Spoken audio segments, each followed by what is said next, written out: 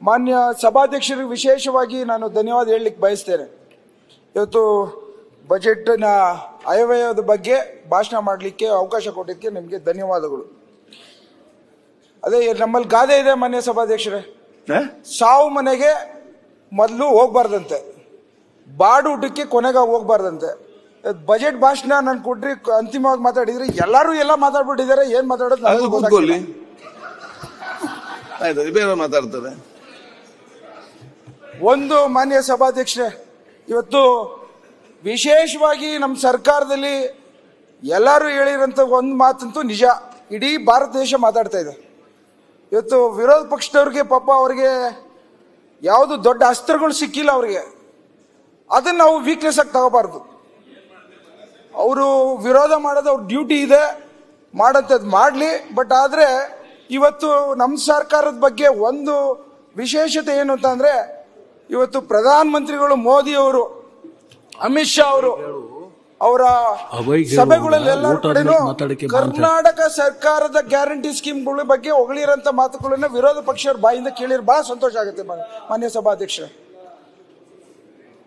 ಏನು ಇವತ್ತು ಒಬ್ಬ ಕುರುಬರ ಕುಟುಂಬದಿಂದ ಹುಟ್ಟಿ ಕುರಿಗಳು ಕಾಯುವಂತ ಮನೆತನದಿಂದ ಹುಟ್ಟಿ 16ನೇ ಬಜೆಟ್ ಅನ್ನ ಇಷ್ಟು ಶಿಸ್ತಲ್ಲಿ ಆರ್ಥಿಕವಾಗಿ ಕೊಟ್ಟಿದ್ದಾರೆ ಅಂತ ಅಂದ್ರೆ, ನಮ್ಗೆ ನಾನು ಒಬ್ಬ ಡಾಕ್ಟರ್ ಆಗಿದ್ಕೊಂಡು ಇವತ್ತು ಫಿಸ್ಕಲ್ ರೆಸ್ಪಾನ್ಸಿಬಿಲಿಟಿ ಬಜೆಟ್ ಮ್ಯಾನೇಜ್ಮೆಂಟ್ ಅನ್ನೋ ವರ್ಡ್ ಕೇಳಿರ್ಲಿಲ್ಲ ಮಾನ್ಯ ಸಭಾಧ್ಯಕ್ಷ. ಏನದು ಹೌದು ಅಲ್ಲ, ವಿಚಾರಕ್ಕೆ ಮಾತಾಡಿ ಕಂಟಿನ್ಯೂ. ಒಂದು ನಿಮಿಷ ಹೇಳ್ತೀನಿ.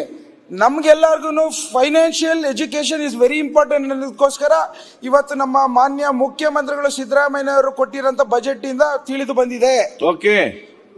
ಕೇಂದ್ರ ಸರ್ಕಾರ ಆಗ್ಲಿ ನಮ್ಮ ರಾಜ್ಯ ಸರ್ಕಾರ ಆಗ್ಲಿ ಇವತ್ತು ರೆವಿನ್ಯೂ ಡಿಫಿಸಿಟ್ ಬಗ್ಗೆ ಯಾವ ರೀತಿ ಶಿಸ್ತಿನ ಕ್ರಮದಲ್ಲಿ ನಾವು ಮುಂದುವರಿಬೇಕು ಅನ್ನೋದನ್ನ ನಮ್ಮ ಸಿದ್ದರಾಮಯ್ಯ ಸಾಹೇಬರು ತೋರಿಸ್ಕೊಟ್ಟಿದ್ದಾರೆ. ಇವತ್ತು ರೆವಿನ್ಯೂ ಡಿಫಿಸಿಟ್ ಪ್ರತಿ ವರ್ಷ ಎಲ್ಲರೂ ರೆವಿನ್ಯೂ ಡಿಫಿಸಿಟ್ ಅಲ್ಲೇ ಬಜೆಟ್ ಆಯವ್ಯಯನ ಪ್ರೊಡ್ಯೂಸ್ ಮಾಡ್ತಾ ಇದ್ದಾರೆ. ಆದರೆ ಹಿಂದೆ ಒಂದು ಸಿದ್ದರಾಮಯ್ಯನವರು 2000 ಯಾವುದೋ ಒಂದು ಸಂದರ್ಭದಲ್ಲಿ 1998 ಏನೋ ಸರ್ಪ್ಲಸ್ ಇರೋಂಥ ಬಜೆಟ್ ಕೊಟ್ಟಿರುತ್ತೆ. ಅದಾದ್ಮೇಲೆ ಯಾರು ಮಾಡ್ಲಿಕ್ಕೆ ಆಗಿಲ್ಲ ಅಂತ ಕೇಳ್ಪಟ್ಟಿದ್ದೀನಿ. ಅದರಲ್ಲಿ ಇವತ್ತು ಏನು GSDP ಏನು ಗ್ರಾಸ್ ಸ್ಟೇಟ್ ಡೊಮೆಸ್ಟಿಕ್ ಪ್ರಾಡಕ್ಟ್ ಅದು 30 ಲಕ್ಷ ಒಬ್ಬರ ಮೇಲೆ ಇದೆ ಮಾನ್ಯ ಸಭಾಧ್ಯಕ್ಷ. 25% ಒಳಗಡೆ ನಾವು ಇದನ್ನ ಶಿಸ್ತನ್ನು ತರಬೇಕು ಅಂತ ಪ್ರಯತ್ನವನ್ನು ಮಾಡಿದಂಥದ್ದು ವಿಶೇಷವಾಗಿ ನಾನು ಮಾನ್ಯ ಸಿದ್ದರಾಮಯ್ಯ ಸಾಹೇಬರಿಗೆ ಧನ್ಯವಾದ ಹೇಳಲಿಕ್ಕೆ ಬಯಸ್ತೇನೆ. ಹಾಗೇನೆ ಇವತ್ತು ವಿತ್ತೀಯ ಕೊರತೆ ಏನು ಫಿಸ್ಕಲ್ ಡಿಫಿಸಿಟ್, ಇವತ್ತು ಕೇಂದ್ರ ಸರ್ಕಾರ ಒಂದು ಕಾನೂನು ಹಾಕ್ಬಿಟ್ಟಿದೆ 3% ಒಳಗಡೆ ಇರಬೇಕು ಅಂತ. ಆ ಶಿಸ್ತಲ್ಲೂ ಇವತ್ತು ನಮ್ಮ ಸಿದ್ದರಾಮಯ್ಯ ಸಾಹೇಬರು ಗೆದ್ಬಿಟ್ಟಿದ್ದಾರೆ. ಕೊನೆಯದಾಗಿ ಈ ಒಂದು ವ್ಯವಸ್ಥೆಯಲ್ಲಿ ನಾನು ಓದ್ತಿರ್ಬೇಕಾದ್ರೆ ನಾನು ಒಂದು ಸ್ವಲ್ಪ ವೆಬ್ಸೈಟ್ಗಳೆಲ್ಲ ನೋಡ್ಕೊಂಡು ಬಂದೆ ಮಾನ್ಯ ಸಭಾಧ್ಯಕ್ಷರ. ಏನು ಡಿವಲ್ಯೂಷನ್ ಟ್ಯಾಕ್ಸ್, ಆ ಒಂದು ಡಿವಲ್ಯೂಷನ್ ಟ್ಯಾಕ್ಸ್ ಅಲ್ಲಿ ಪಾಪ ನಮ್ಮ ವಿರೋಧ ಪಕ್ಷದವರು ಒಪ್ಕೋತಾರೆ. ಆ ವಿಚಾರದಲ್ಲಿ ಕೇಂದ್ರ ಸರ್ಕಾರದವರು ನಮ್ಮಿಂದ ಪ್ರತಿ ವರ್ಷ 4 ಲಕ್ಷ ಕೋಟಿ ರೂಪಾಯಿನ ಬಹಳಷ್ಟು ಒಬ್ಬೊಬ್ಬ ಕಟ್ಟ ಕಡೆ ಒಬ್ಬ ರೈತನಿಂದ ಹಿಡಿದು IT ಹಿಡಿದು ಎಲ್ಲರೂ ದುಡ್ದಿರೋದನ್ನೇ ಎತ್ಕೊಂಡು ಹೊರಡೋಗ್ತಾರೆ. ಅವ್ರು ಕೊಡೋಂಥ ದುಡ್ಡು ಎಷ್ಟು ಗೊತ್ತಾ ಮಾನ್ಯ ಸಭಾಧ್ಯಕ್ಷರೇ? 50,000 ಕೋಟಿ ಪ್ರತಿ ವರ್ಷ ಕೊಡ್ತಾರಂಥದ್ದು.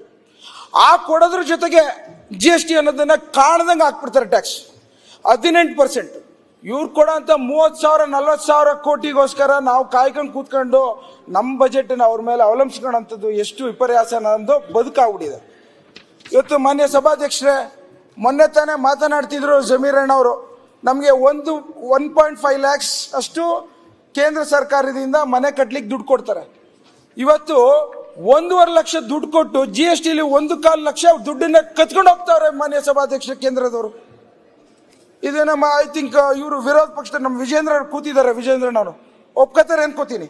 ಅದನ್ನ ಬದಲಾವಣೆ ತರಂತದ್ರಲ್ಲಿ ನಾವು ನೀವು ಸೇರ್ಕೊಂಡು ಕೈ ಜೋಡಿಸ್ಬೇಕು. ಈ ಬದುಕಿನಲ್ಲಿ ಡಿವಲ್ಯೂಷನ್ ಟ್ಯಾಕ್ಸ್ ವಿಚಾರದಲ್ಲಿ 4.71% ಇತ್ತು ಮಾನ್ಯ ಸಭಾಧ್ಯಕ್ಷರೇ, ಇವತ್ತು 3.52 ಇಟ್ಬಿಟ್ಟಿದ್ದಾರೆ. ಯಾರಿಗೂ ಕಾಣದೇ ಅಂತ ಹೊಸ ಒಂದು ವ್ಯವಸ್ಥೆಗಳನ್ನ ತಂದು ಕೇಂದ್ರ ಸರ್ಕಾರದವರು ರಾಜ್ಯ ಸರ್ಕಾರದ ಮೇಲೆ ಎಲ್ಲಾ ರೀತಿಯಲ್ಲಿ ಹೊರೆ ಆಗ್ತಾವ್ರೆ. ನಿಮ್ಗೊಂದೇ ಒಂದು ಉದಾಹರಣೆ ಹೇಳ್ತೇನೆ. ಈ ವರ್ಷ ಬರ್ಬೇಕಾಗಿರೋಂಥ 60,000 ಕೋಟಿ ರೂಪಾಯಿ ಕೊಡೋಂಥದ್ದು ಇವತ್ತು 46,000 ಕೋಟಿ 10 ವರ್ಷದಿಂದ ಬಿಜೆಪಿ ಸರ್ಕಾರ ಬಂದಾಗ್ಲಿಂದನು 1,80,000 ಕೋಟಿ ರೂಪಾಯಿನ ಹಣವನ್ನ ಕಸಿದ್ಕೊಂಡು ಹೋಗಿದ್ದಾರೆ. ಇದಕ್ಕೆ ಯಾರು ಉತ್ತರ ಕೊಡೋರು? ಇವತ್ತು ಬಿಜೆಪಿ MP ಅವರು ನಮ್ಮಲ್ಲಿ ನಮ್ಮ ರಾಜ್ಯ ಸರ್ಕಾರದಲ್ಲಿ ಸಿದ್ದರಾಮಯ್ಯ ಸಾಹೇಬರು ಸರಿ ಮಾಡಿಲ್ಲ ಅಂತಂದ್ರೆ ಪ್ರಶ್ನೆ ಮಾಡ್ಬೋದು. DK ಶಿವಕುಮಾರ್ ಸಾಹೇಬರು ಎಲ್ಲ ಒಂದ್ ಕಡೆ ತಪ್ಪಾಗಿದ್ರೆ ಪ್ರಶ್ನೆ ಮಾಡ್ಬೋದು.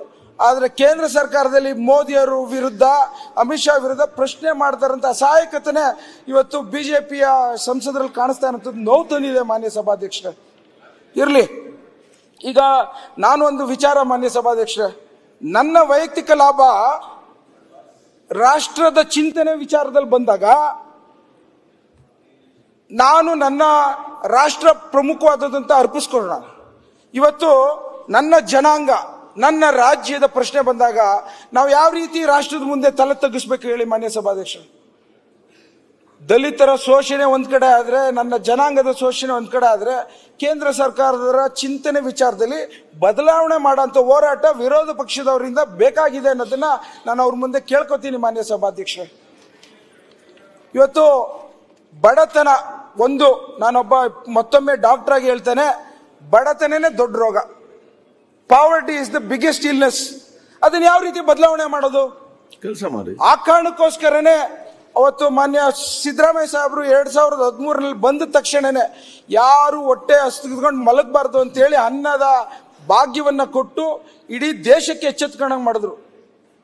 ಅದೇ ರೀತಿ DK ಶಿವಕುಮಾರ್ ಸಾಹೇಬರು ಪದಗ್ರಹಣ ಮಾಡಿದ ಮೊದಲನೇ ದಿನನೇ ಅವ್ರು ಹೇಳಿದ್ರು, ನಾನು ಹೇಗಾದ್ರೂ ಮಾಡಿ ಬಡವರಿಗೆ ಸಹಾಯ ಮಾಡಬೇಕು ಅಂತೇಳಿ ವಿಶೇಷವಾದಂತಹ ಫೈನಾನ್ಷಿಯಲ್ ಗ್ಯಾರಂಟಿ ಸ್ಕೀಮ್ ಗೃಹಲಕ್ಷ್ಮಿ.